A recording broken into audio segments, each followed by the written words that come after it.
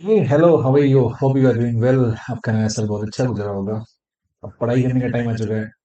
हम लोग कर रहे हैं बोर्ड के प्रिपरेशन, जिसमें बोर्ड में पूछे गए क्वेश्चन और उसके मार्किंग स्कीम, मतलब कि कैसे हम आंसर लिखें सो दैट हमारा जो नंबर मिले वो पूरा का पूरा मिल जाए, मार्क्स एक भी ना घटे। इस बात पे हम लोग काम कर रहे हैं। पिछले दिन हमने देखा कि हमने 10 शॉर्ट आंसर टाइप क्वेश्चन किया था। आज हम लोग करने वाले कुछ शॉर्ट आंसर टाइप क्वेश्चन है, कुछ very short answer type question, 2 marks 3 marks का भी देखेंगे, 1 मार्क्स के साथ साथ। और किस तरीके से उसको प्रेजेंट करते हैं ये हमारे लिए बहुत इंपॉर्टेंट है, बिकॉज बोर्ड में जो मार्क्स मिलते हैं स्टेप मार्किंग होता है और प्रेजेंटेशन वहाँ पे एक बहुत ही इंपॉर्टेंट रोल प्ले करता है।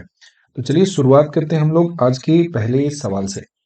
तो आज का जो मेरा पहला सवाल है वो ये है कि two equal balls having equal positive charge q coulombs are suspended by two insulating string of equal length. What would be the effect on the force when the plastic sheet is inserted between the two. देखो, एक charge मान लो यहाँ पे दिया है q और दूसरा charge दिया है यहाँ पे q। इसमें जो होता है आपका फोर्स लगता है वो मीडियम डिपेंडेंट होता है। जो कुलम्स फोर्स लिखते हैं ना, एफ का वैल्यू क्या लिखते हैं हम लोग? ये लिखते हैं 1/4 पाई एप्सिलॉन नॉट Q1 Q2/r²। मतलब पहले इसका आंसर क्या होगा इस पे जरा जिक्र कर ले। जैसे कोई मीडियम डालोगे ना तो यहाँ पे एक टर्म आ जाता है और ये जो फोर्स हो जाता है, आई मीन किसी मीडियम में, ये वैल्यू हो जाता है 1/4 पाई एप्सिलॉन नॉट के हो जाता है, और यहाँ पे हो जाएगा Q1 Q2/r²। यानी कि किसी डायरेक्ट्री के प्रेजेंस में जो फोर्स होता है दो चार्ज के बीच में, हमेशा डिक्रीज करता है। तो सीधा लिखना था, 1 मार्क्स क्वेश्चन था तो फोर्स क्या हो जा रहा है? डिक्रीज हो जा रहा है। और डायरेक्टली होता है फोर्स इन मीडियम की अगर हम बात करते हैं तो ये फोर्स इन एयर है, डिवाइडेड बाई के हो जाता है। ये इतना बड़ा एक्सप्रेशन आपको याद रखने की जरूरत नहीं है, कोट भी नहीं करना है। सीधा बात याद रखना है कि प्लास्टिक को डाला आपने वो डायरेक्ट्री का काम करता है, और डायरेक्ट्री के प्रेजेंस में जो फोर्स होता है दो चार्जेस के बीच में वो हमेशा डिक्रीज ही करता है। तो इसका आंसर हो जाएगा the force will decrease. Next question है 1 मार्क का। ये बोला है कि when the torque on the dipole in an electric field is maximum. देखो, अब इसको बनाने के लिए हमको बेसिक सा फॉर्मूला याद होना चाहिए कि टॉर्क का जो वैल्यू होता है वो कितना होता है, ये पी ई साइन थीटा के बराबर होता है। मैक्सिमम करना है यानी कि साइन थीटा का वैल्यू कितना हो जाएगा, 1 हो जाएगा। और जब ये साइन जो टॉर्क का वैल्यू पी क्रॉस ई दिया है, टॉर्क का वैल्यू क्या दिया है, मैक्सिमम है, तो थीटा का वैल्यू 1 यानी कि थीटा हुआ 90 डिग्री। जहाँ पे थीटा होता है angle between electric field and dipole moment vector P और ई के बीच का एंगल होता है। तो दोनों 90 डिग्री पे हो जाएंगे तो क्या हो जाएगा? मैक्सिमम तो पूरा लैंग्वेज लिख रहा था।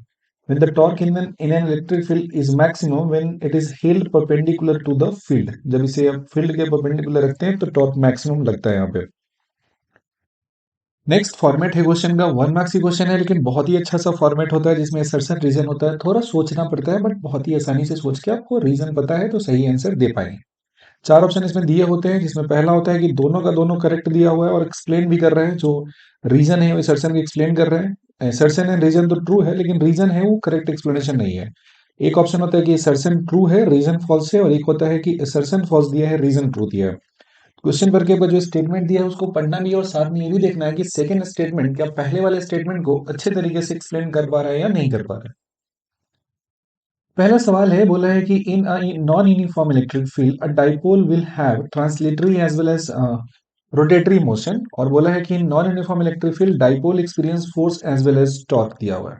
ठीक है। देखो, नॉन यूनिफॉर्म फील्ड दिया हुआ है तो डाइपोल को जैसे ही रखते हैं ना तो इसमें ऐसा फोर्स लगता है। इसमें चार्ज एक होता है पॉजिटिव और एक चार्ज कैसा होता है, निगेटिव होता है। और फील्ड मान लिया इस तरीके से, तो पॉजिटिव पे फोर्स फील्ड के डायरेक्शन में लगता है और निगेटिव पे फील्ड के अपोजिट डायरेक्शन में लग जाता है। अब क्योंकि ये नॉन यूनिफॉर्म है तो ये दोनों फील्ड का वैल्यू अलग हो जाएगा, तो इसके ऊपर में नेट फोर्स जो होगा ना आपका जीरो नहीं होगा। नेट फोर्स जीरो होता है, जितना राइट की तरफ उतना ही लेफ्ट लगता है, लेकिन ये दोनों बराबर नहीं है इसलिए फोर्स जीरो नहीं होगा। साथ ही साथ आप देख सकते हो फोर्स को देख के काफी आसानी से एनालाइज कर सकते हैं कि इसमें रोटेट करने की टेंडेंसी होगी। तो इसका आंसर लिखा हुआ है, पहली बात की जो पहला दिया वो भी ट्रू दिया है और दूसरा स्टेटमेंट वो भी ट्रू है। और सेकंड है क्योंकि नॉन यूनिफॉर्म फील्ड में जब हम बात करते हैं तो इसमें नेट फोर्स और टॉर्क दोनों लगता है।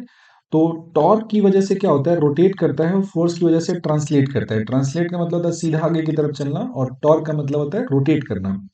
तो इसका स्टेटमेंट इससे क्या हो जाएगा आंसर, इसका आंसर ऑप्शन ए हो जाएगा। दोनों का दोनों क्या है, ट्रू दिया है और एक्सप्लेन भी कर रहा है। इसका आंसर देखते हैं क्या लिखा है इन्होंने, कि when an electric dipole placed in, ये तो देखिए पहली बार इसमें रीजन आपको देना नहीं, सिंपली टिक करना था। तो ये आपके अंडरस्टैंडिंग के लिए हम ये रीजन है इसे एक्सप्लेन कर रहे हैं। When an electric dipole placed in uniform electric field at an angle theta the dipole will experience a torque, और टॉर्क का वैल्यू होता है क्यू ई पी हो जाता है। ठीक है, क्यू ई साइन थीटा हो जाता है। लेकिन नॉन यूनिफॉर्म में बात करेंगे तो force acting on both the ends of dipole will not be equal, so there will be a combination of couple and net force. Couple का मतलब क्या होता है कि टॉर्क लगता है, साथ ही में नेट फोर्स लगता है, और इसकी वजह से डाइपोल का होगा रोटेशनल होगा और ट्रांसलेशनल भी होगा। रोटेशन होता है टॉर्क की वजह से और ट्रांसलेशन होता है फोर्स की वजह से। So both assertion and reason are true, and reason is the correct explanation of the given assertion. Okay, great. Next question है, ये कह रहा है क्वेश्चन 2 है, ये भी assertion रीजन है कि the basic difference between the magnetic lines of force and electric lines of force is electric lines of force is discontinuous and magnetic field lines are continuous। नहीं, ये गलत दिया है। इलेक्ट्रिक फील्ड लाइंस कंटिन्यूअस होता है, positive charge है तो line निकला ना, ये सीधा सीधा चला गया, ये सीधा आगे की तरफ बढ़ता है। डिसकंटिन्यूअस का मतलब होता है कि इतना दूर चलता है, इतना टूटता है, फिर इतना चलता। तो पहले ही स्टेटमेंट पढ़ते हुए पता चला कि ये गलत है। दूसरा वाला कि magnetic field lines of force exist in a magnet but no electric field lines of force exist in a charge body. Magnet के अंदर मैग्नेटिक फील्ड लाइंस होता है, लेकिन चार्ज बॉडी हमने पढ़ा है ना कि इसका प्रॉपर्टी होता है कि electric field lines can never exist inside a conductor. Conductor के अंदर हमने प्लॉट कर दिया तो कैसा हो गया, गलत हो गया। इसका मतलब ये क्या हुआ, the basic difference between the magnetic lines of force and electric lines of force is electric lines of force are discontinuous and magnetic field lines of force are continuous. ठीक है, ये पॉइंट हुआ। तो इलेक्ट्रिक जो discontinuous वाला statement यहाँ पे सही हो सकता है, वो इसलिए हो सकता है कि जैसे मान लो कंडक्टर के अंदर हम बात करते हैं तो इसमें लाइंस ऑफ फोर्स यहाँ जाएगा और खत्म हो जाएगा और इसके बाद यहाँ से निकलेगा बाहर। इस वाले रीजन में तो अवेलेबल नहीं हुआ तो डिसकंटिन्यूअस हो जा रहा है, ये सही है एक्चुअली। और साथ में मैग्नेटिक फील्ड लाइंस देखेंगे ना, ये बार मैग्नेट हमने ले लिया, फॉर एग्जांपल यहाँ पे नॉर्थ है, ये साउथ दिया है, तो बाहर में फील्ड नॉर्थ से साउथ जाएगा और अंदर में साउथ से नॉर्थ जाएगा, तो ये कंटिन्यूअस बन जाता है। Magnetic lines of force exist in a magnet, अंदर में जाता है इसलिए तो कंटिन्यूअस हो गया, और जो इलेक्ट्रिक फील्ड लाइंस होता है अंदर में एग्जिस्ट नहीं करता इसलिए बीच में गैप हो जाता है, तो इसलिए कंटिन्यूअस नहीं है। सो इसमें दोनों का दोनों जो दिया है वो सही है, और दूसरा वाला पहले वाले को सही तरीके से एक्सप्लेन कर रहा है। अब देखो इसमें इसका इसमें रीजन क्या लिखा है, एक्सप्लेनेशन क्या लिखा है कि late us consider electric dipole, the electric field lines of force exist outside only and not inside the dipole, उसके अंदर नहीं जा सकता है। अगर मैग्नेटिक डाइपोल की बात करेंगे तो magnetic field lines of force होता है आउटसाइड होता है और साथ में साथ अंदर भी होता है, जैसे कि यहाँ पे दिया हो गया। इसका मतलब हो गया कि मैग्नेटिक लाइंस ऑफ फोर्स है वो कंटिन्यूअस है, पूरे में चलते जा रहा है, लेकिन electric field lines of force है वो डिसकंटिन्यूअस हुआ। इसका मतलब सर्सन जो होता है वो, रीजन की बात करेंगे तो दोनों ट्रू है, लेकिन और रीजन जो है सर्सन को एक्सप्लेन भी कर रहा है, तो ये इसका आंसर हो गया ऑप्शन नंबर ए। आगे बढ़ते हैं, थर्ड क्वेश्चन है, तीन सर्सन रीजन क्वेश्चन था।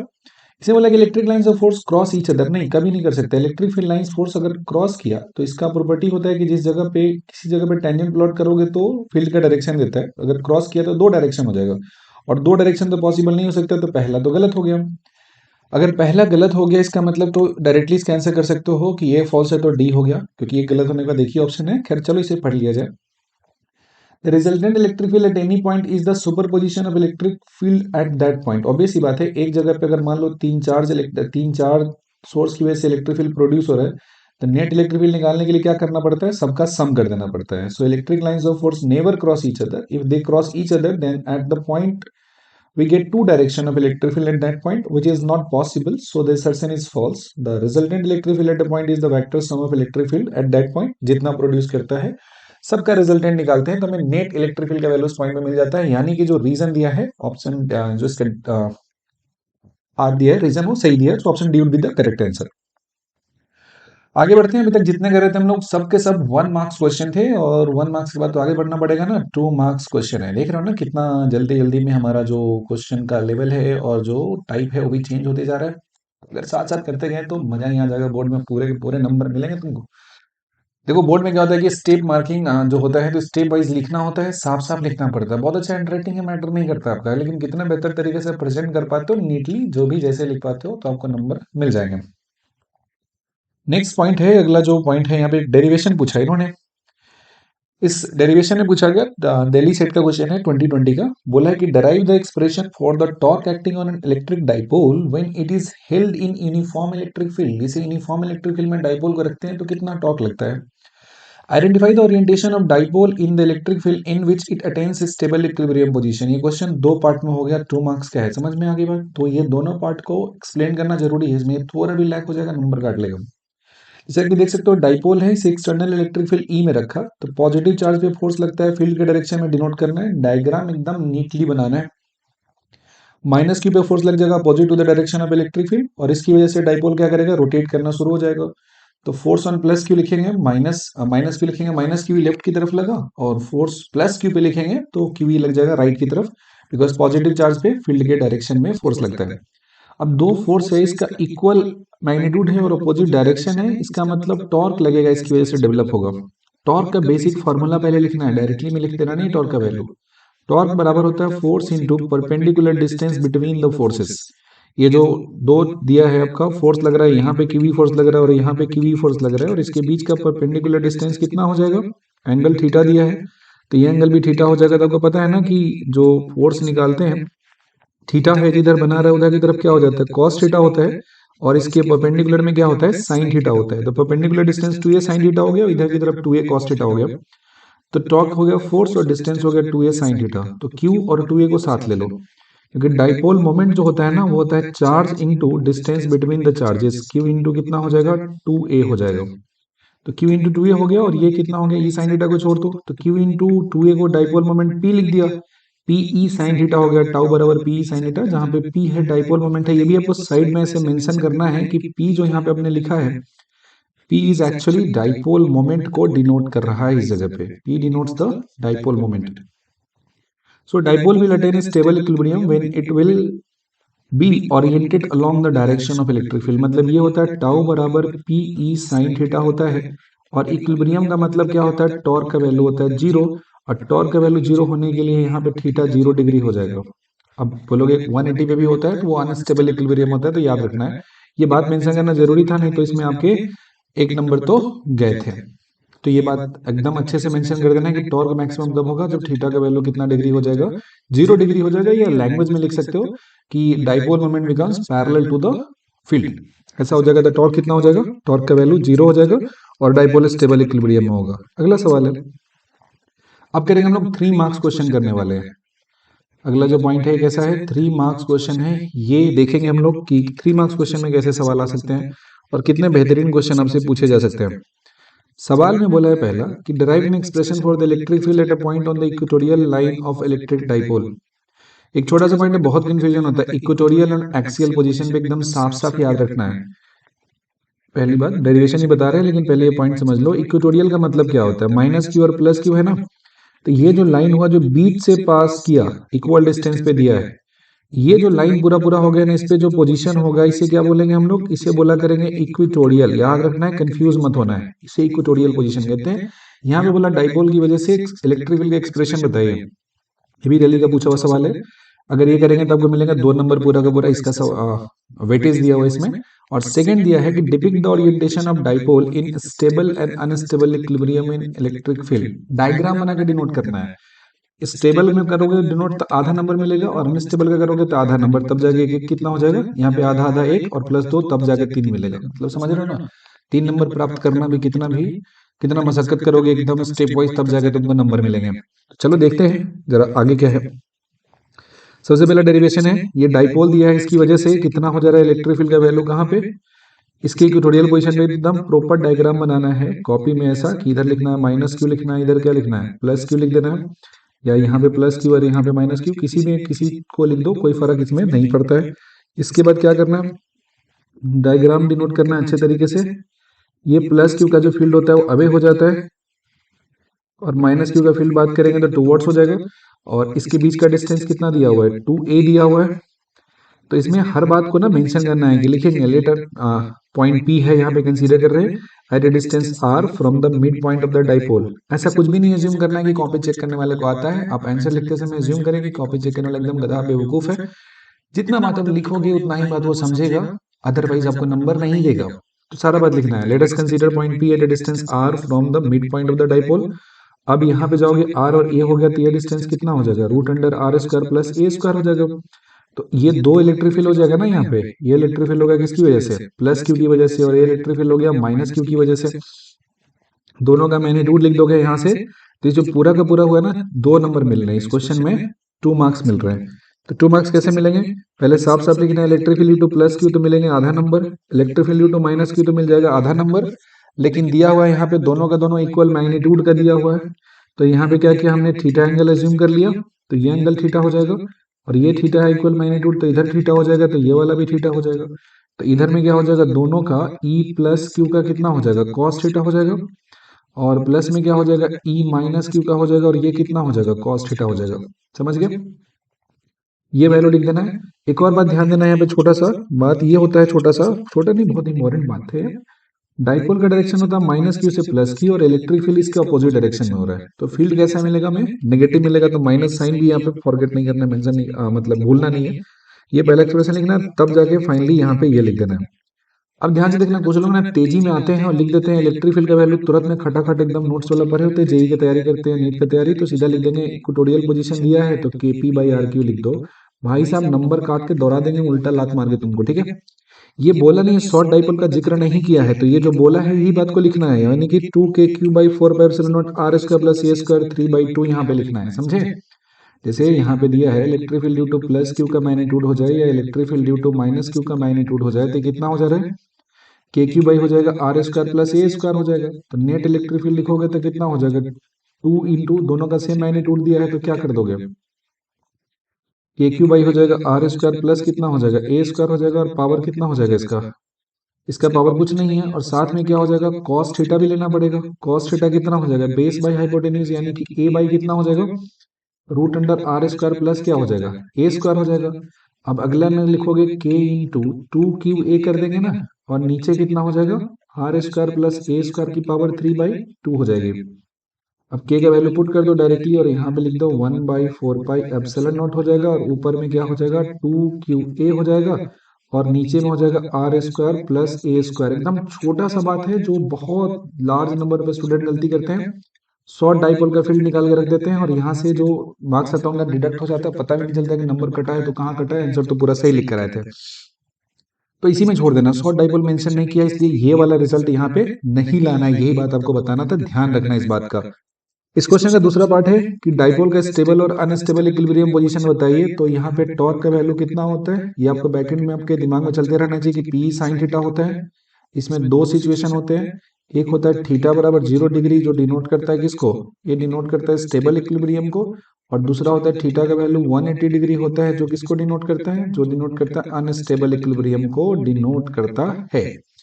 तो स्टेबल थीटा मतलब पैरेलल, तो minus Q plus Q, dipole moment का डायरेक्शन इधर, फील्ड का डायरेक्शन इधर कर दोगे, और ये ड्रॉ कर दोगे तो आपको आधे नंबर इसमें मिल जाएंगे। और अनस्टेबल वाले में बस डाइपोल का डायरेक्शन है, ये जो एरो है ना, ये एरो ही सब कुछ है, ये ही सारा कुछ आपको मार्क्स दिला रहा है।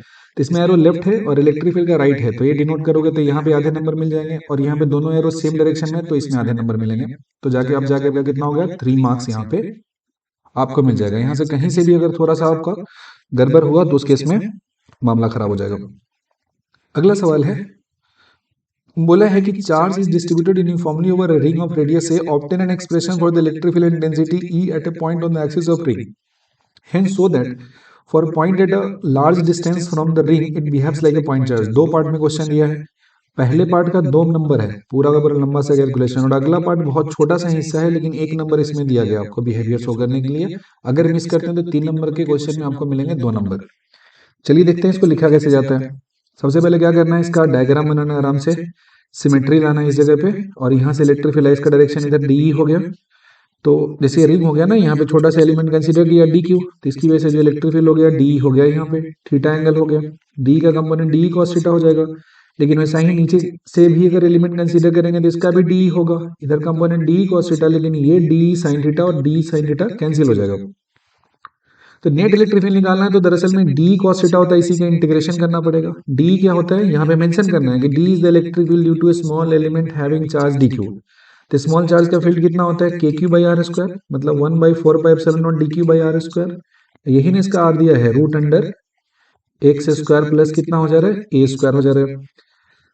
लेमडा दिया, लीनियर चार्ज डेंसिटी दिया हुआ है यहाँ पे। तो इसमें आप ऐसा कर सकते हो कि इस डेरिवेशन में थोड़ा सा मॉडिफिकेशन यहाँ से आप कर सकते हो, ऐसे ला सकते हो डायरेक्टली। कैसे ला सकते हो, डी का जो वैल्यू दिया है ना, ये थोड़ा सहूलियत देगा आपको, ये छापा हुआ है किताब में, ये बात ना लिख के आप इसको लिख सकते हो 4 pi epsilon not, D Q का वैल्यू आप छोड़ दो, और नीचे में कितना हो जाएगा, नीचे में हो जाएगा एक्स स्क्वायर प्लस में कितना हो जाएगा, ए स्क्वायर है। तो नेट इलेक्ट्रिक फील्ड क्या हो जाएगा, ये हो जाएगा integration of D E cos theta होता है ना, तो डी ई कॉस थीटा को लिखेंगे 1/4 पाई एप्सिलॉन नॉट, और ये वैल्यू कितना दिया है, डी क्यू दिया है, डिवाइडेड बाई कितना हो जाएगा, एक्स स्क्वायर प्लस में कितना दिया हुआ है, ए स्क्वायर दिया हुआ है। और कॉस थीटा का वैल्यू होता है बेस बाई हाइपोटेन्यूज होता है, यानी कि एक्स स्क्वायर प्लस कितना हो जाएगा, ए स्क्वायर हो जाएगा। सारे कांस्टेंट को बाहर कर लो तो ऊपर में कितना बचेगा, ऊपर में बचेगा एक्स, नीचे बच जाएगा 4 पाई एप्सिलॉन नॉट हो जाएगा, और ये वैल्यू हो जाएगा ए स्क्वायर प्लस एक्स स्क्वायर की पावर कितनी हो जाएगी, 3/2। और ये इंटीग्रेशन किसका हो जाएगा, डी क्यू का होगा। डी क्यू का इंटीग्रेशन करोगे तो पूरा का पूरा चार्ज क्यू हो जाएगा रिंग का, तो क्यू एक्स बाई कितना हो जाएगा, वैल्यू हो जाएगा 4 पाई एप्सिलॉन नॉट, और ये हो जाएगा ए स्क्वायर प्लस एक्स स्क्वायर की पावर 3/2। यहाँ पे इसको आप ऐसे छोड़ सकते हो। अब अगले पॉइंट पे बात करते हैं, ये सेकंड पार्ट जिसमें एक नंबर मिलने वाला है, लार्ज डिस्टेंस पे बात करेंगे। तो लार्ज डिस्टेंस होता है, इसमें क्या हो जाता है कि जो डिस्टेंस है ए वो बहुत छोटा होता है एक्स के कंपैरिजन में। सो x square plus A square होता है ना, इसका वैल्यू रफली एक्स स्क्वायर हम लिख देते हैं। जब एक्स स्क्वायर लिखेंगे तो एक्स की पावर 3 हो जाएगी ना नीचे में, ये वैल्यू कितना हो जाएगा, क्यू एक्स बाई नीचे कितना हो जाएगा, ये तो खत्म हो गया। X square power 3/2, two two cancel होगा तो एक्स की पावर 3 है, तो नीचे हो गया 4 पाई एप्सिलॉन नॉट एक्स की पावर 3, तो ये खत्म हो गया और ये वैल्यू कितना हो गया, Q by 4 pi epsilon naught X square. तो लार्ज डिस्टेंस पे जो इसका फील्ड है, this is the electric field due to a point charge, ये बात भी यहाँ पे मेंशन करना है। About 2 marks for this question if the student attempt this question but does not give the complete answer। मतलब अगर ये लार्ज डिस्टेंस का केस है, इसे अगर आप सो नहीं करोगे तो सिर्फ और सिर्फ आपके हाथ में दे देगा कितने नंबर, 2 नंबर। आप बोलोगे कि आंसर तो लिखा था हमने 3 मार्क्स का, 2 नंबर हमको क्यों दिया, मेरा ही किस्मत खराब है। ऐसा नहीं है, आपने स्ट्रेटेजी को नहीं समझा, सही से आंसर नहीं लिखा, और फिर आगे रोने से कोई फायदा नहीं है। तो बेहतर यह है कि आप मेरा वीडियो देखिए और सही आंसर सीखिए और अच्छा नंबर लाइए। ठीक है, चलो देखो आगे। आज के लिए इतना ही, ज्यादा नहीं पढ़ना एक दिन में, थोड़ा थोड़ा पढ़ना है ताकि बोर्ड का तैयारी अच्छे से हो सके। उम्मीद करते हैं कि इतना तो एक दिन में तुम आसानी से कर लेते होगे, इसमें कोई लोड नहीं होता होगा। तो ये कैसा लग रहा है क्वेश्चन के थ्रू प्रैक्टिस करने का, इससे सारा डेरिवेशन और सारा क्वेश्चन आपका बहुत आसानी से बन जा रहा है, अच्छे से याद हो जा रहा है। तो आई गेस ये चीज आपको जो नॉलेज है इस चैप्टर का बोर्ड के एस्पेक्ट में अगर बात करें तो इनरिच हो रहा होगा। सो जैसा भी लग रहा है then do let me know in the comment section. And thank you for watching till the end. We'll meet in the next and we'll discuss few more questions जो बोर्ड में आ चुके हैं, जो आपके लिए important है, जो derivation important है। We'll do everything that will help you to score very good marks in your board, as well as I'll help you to get a college. Okay. Thank you for watching till the end. Bye bye. Have a great evening.